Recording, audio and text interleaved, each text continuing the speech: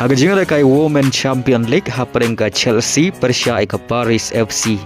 Aba phai shang na jinga kai githei le kai jong ka Chelsea kila khor ka nam job adin bukilala ban pelim suk ya githei le kai jong ka Paris FC da saulanon.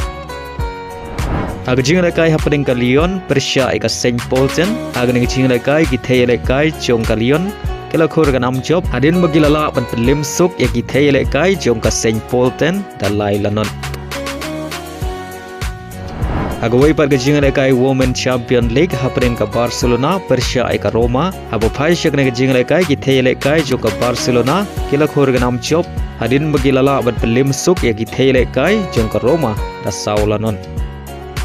Hagajingan kai FIFA World Cup Under 20 semi final hapreng ka Morocco Persia ka France hagan gajingan kai ka Morocco kalayo ban khi jar nengkong leng ba ka ungol jong ka France kata ka minit ka balai PUR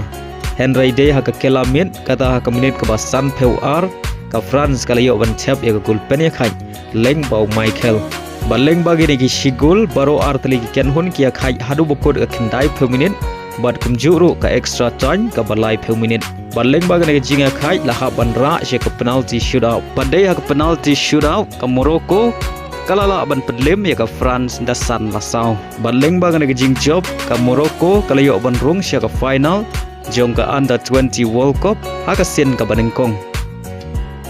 Agway par gajing kai semi final hapreng ka Argentina Persia ka Colombia aba phai shang ne gajing kai haka kela step baro artli ki kenhon ki khai klem la ban pen khi jar